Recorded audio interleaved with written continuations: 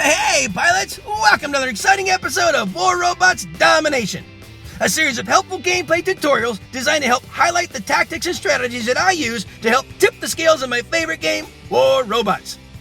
Each episode will feature a handful of battles along with helpful commentary that'll provide insight as to what I'm doing and why I'm doing it.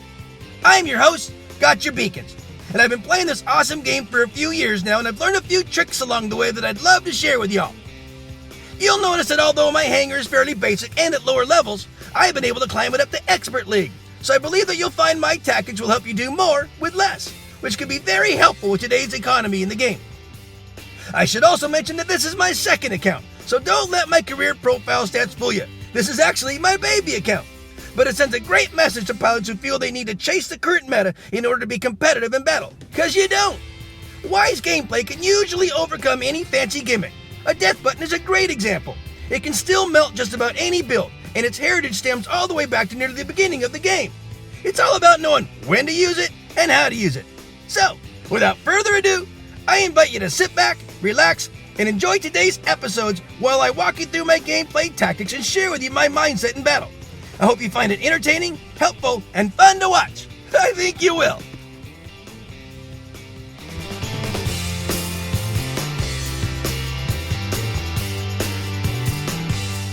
I'm gonna call this battle Steady As She Goes, guys! Enjoy my friends in the background and status as they play their awesome song, November. It's got a great sound to it, perfect for a battle on Carrier. Alright, guys, so this is the old guard. I got Major Pain. He's my beautiful Zeus Fury here. I always open him up on Carrier. And then what I do is I take him over to this sweet spot. I go over this little catwalk on the upper ledge of this little bridge here, and then I use these little like radar-looking objects to hide behind, essentially, and as I charge up. And all I'm really trying to do is monitor anyone coming after that center beacon. Yes, there's a few little structures. Those little wires, believe it or not, will block me if I don't position myself just right. But if I do it right, I can usually tag pretty much anyone on the that's coming across. What I have the hardest time with is actually the color blindness that I have. Sometimes they're behind a structure and I think they're in front, or vice versa. They're actually a good line of sight and I don't even notice it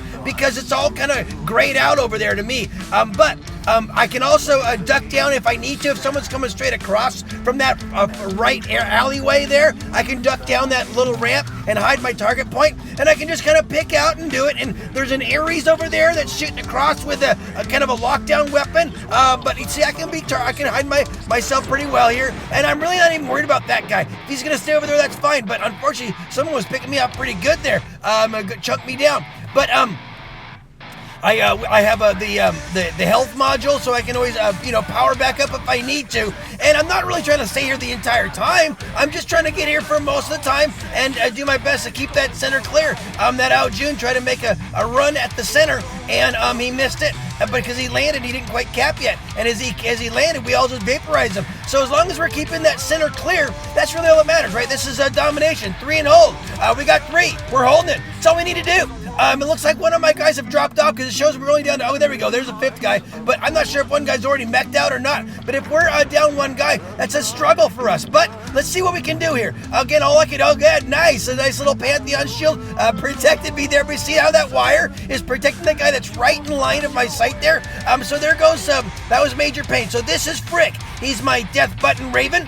The name I call this is Steady As She Goes. So it's a nautical term way back in the day when the captain was, the ship was coming into some unsteady weather, some rough waters. Maybe it was going to be some strong winds coming from the crossways. And so what he would do is he would tell the helmsman, that's the guy that steered the boat, he'd tell him, hey man, steady as she goes. So in other words, keep your course. Don't try to steer around the wind. Don't try to steer around the thing. Just keep her steady. Hold it steady through this little rough waters that we're going through right now, and we'll be fine. And that's what you got to do sometimes. Sometimes it looks like the Reds are overpowering you. Sometimes it looks like they're coming after you. They've been doing a really good job of running after that center there, and I haven't been doing such a good job. And it looked like we were down a guy, But the thing is, steady as she goes. Just kind of keep your cool about things. You know what? Look at the beacon bar. We're not in that bad a shape. and our mates are doing a good job of keeping it back and keeping us at a beacon advantage, or at least pretty well even. And as you can see, with 3 minutes left, we're a little ahead on Beacon Bar. Now they've got some really good bots. Remember, I'm in level 6 bots. I'm in level 9 weapons, and I'm probably in against champs and masters, and they might have much higher firepower and durability. But look, I got a nice little whale in here, so I can kind of keep my health up. This is Frack. He's my Russian Death Button Raven. So 500 meters allows me to get pretty close to anyone, and even chip away across over there. And oh, someone's coming after the center. Steady as she goes. Got him. Didn't let that pilot get it. Now our guys are getting it back, and all we're doing is we're keeping her steady as she goes here, not getting overextended. I've been using my phase shift quite a bit here, and you know that's a habit I'm gonna have to start getting out of, because I really probably didn't need to. Maybe I did. Maybe I was gonna die if I hadn't used it. But you know, obviously I'm burning through quite a bit of the phase shifts. It's a nasty habit I've gotten into, and I'm gonna have to work on that, because really I'm gonna burn through them, and we really didn't need to. Look at this. We're at 5 beacons to 1, and we really had this handled quite well. And although yes, it helped me stay in the game a little longer, it probably wasn't all that necessary. And so be careful in that, guys. It's like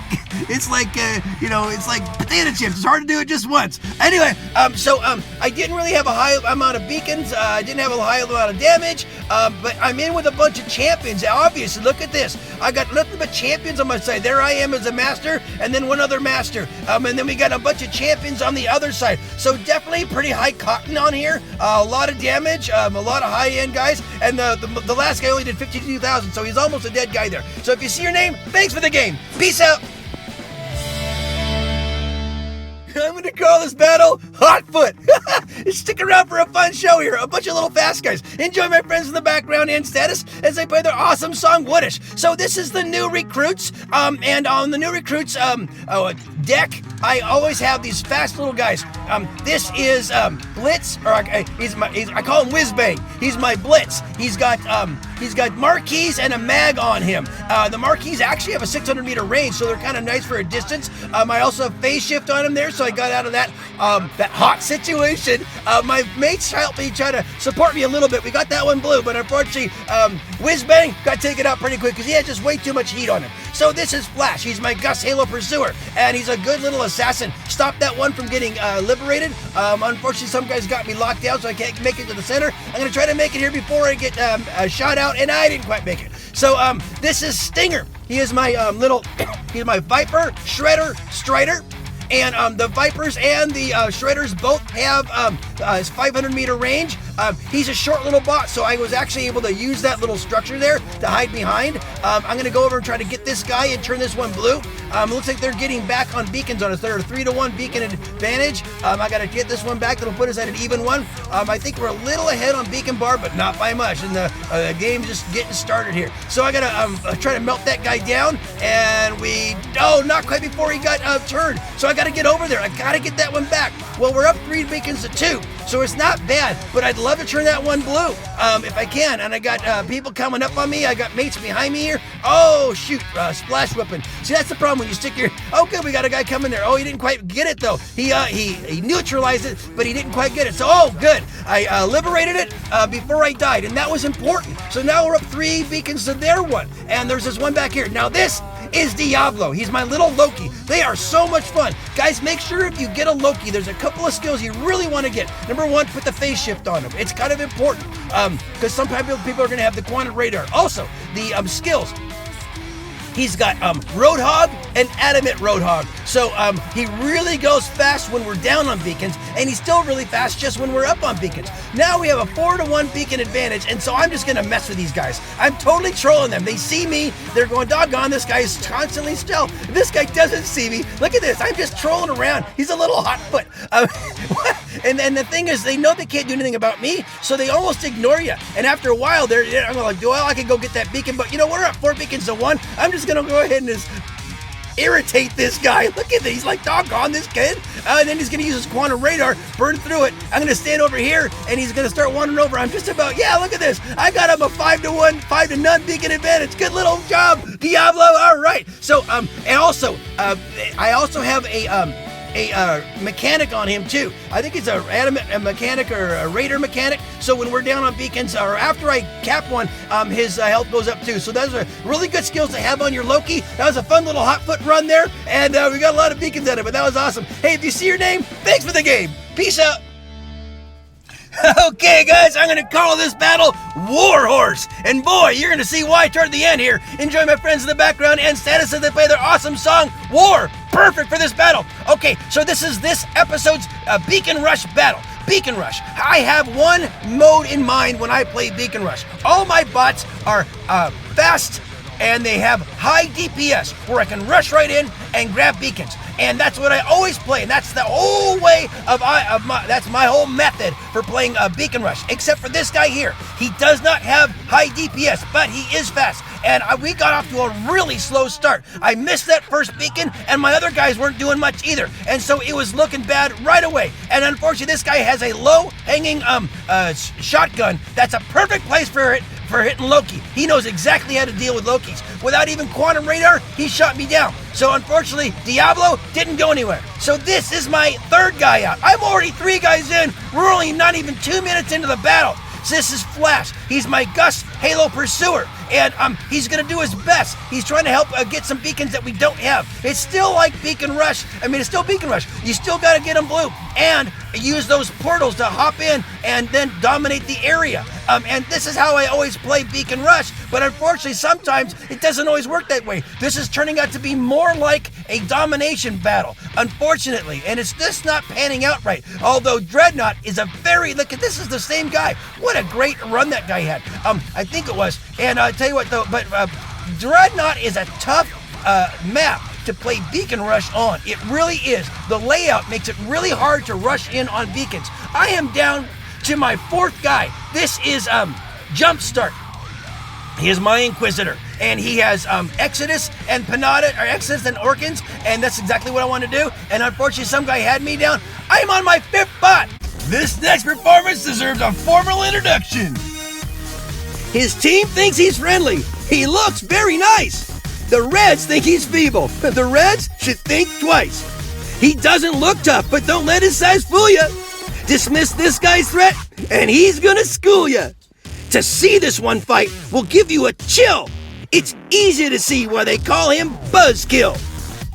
One of the most underrated builds in my hangar, Buzzkill, my Spark Scourge Mender, quickly proves his value within moments of entering any battle. The long-range top-mounted weapons allow him to shoot over the top of lower structures, much like the General, without risk of return fire. But it gets better. His ability to mend others around him as well as himself unlimited amounts of times in battle make him invaluable in closely matched battles where longevity is the key to victory. But it still gets even better. When activated, his mending ability allows him to weather nearly any firefight while dishing back amazing amounts of damage in close-range fights with his high-output energy weaponry. With his added health module update, Buzzkill seems almost unkillable, even to the most formidable foes. So, take your best shot and bring all your skill. Just be ready to dive when you face Buzzkill. This is it. This is my Warhorse. This guy here is Buzzkill. He is my Spark Scourge Mender. He does a couple of things. Number one, he's got the Spark Scourges on him, which are very durable. I put a phase shift on him to make sure that he can get away from those guys. He's got his own ability to obviously mend his health back up and endure a lot of firefights. And it's a nice thing to have also on a mode like Beacon Rush, because as I'm doing my job to heal myself up, anyone that's jumping in around me, around the area that we're spawning at, is also going to get a nice health as well, which allows us to all to kind of work together as a pack and help. And that's why I'm calling this guy a war horse. You know, war horses are used in war, and they're helping the military do their job. They're also tough as nails, and they're basically going wherever they're needed in the war to be helpful, not only to themselves, but and serve the cause, but to also help their their team, help their mates. This guy is a war horse. He is ready to go wherever he is needed. He is not only tough as nails to hold himself up in the battle, but he's also able to go around and help his mates, and help his team, and help his crewmates to do whatever they need to do. Right now, there's a better vantage point on the top of the roof right now, and I've got a couple of mates up there. We're up a 3-1 beacons, or 3-2 beacons, so I know we have a beacon advantage. This is looking more like a game of domination more than it is a beacon rush. Now we're gonna watch the beacons, and if anyone's going toward it, see, I'm gonna help my guy up there, get his health up there. He's like, good job, guy, and this guy got him too. The Fenrir, and he's following me around because, dude, I need some of that. Give me some of that. Give me some of that. And I will, buddy. I'll get you some. There you go. There you go. Got some health down there. Now we're going to hop down here and take on this guy. He phase shift. I phase shift. We're both phase shipping. And but that's okay. Now we're going to keep this one blue and help this guy down. Look at my Fenrir still looking pretty good. And we're all doing really good. And now this guy is going to try to get me. That's an Inquisitor up on the roof. And he's got a really good setup there. And we got guys down below here too. So I really got to watch where I'm going. And I'm going to wait for this guy to drop down. I'm going to stay protected. You going to hop down? Okay, good. You hop down. I'm going to phase shift. I'm going to get around here. I'm going to dance around with you. I'm looking at the beacon bar. We're in good shape. I'm going to just kind of occupy you. Keep this thing blue. I'm going to come around, see if I can get this guy, and I'm dead. But the Warhorse got his job done. Look at that guy. I was down to my last spot, and we were only 4 minutes in, and I had 6 minutes to go with only one guy. And that little Warhorse buzzkill, man, did he hold up, and he held up well, and he helped his mates. He got a little silver there too because of the repairs that I was able to do for my mates, guys. So that was a whole lot of fun. Hey, if you see your name here, thanks for the game. Peace out, guys. Well, friends, that just about wraps it up for another episode. Thanks so much for watching. I hope you enjoyed what you saw and were able to take something you learned and use it in battle. I add content to my YouTube channel almost daily, so please stop by when you're able and check out the fresh new material. Or just click on an old episode and maybe catch another tip that'll help you up your game. If you like what you see, please tap on the red subscription button and then tap the bell to be notified when new episodes are released.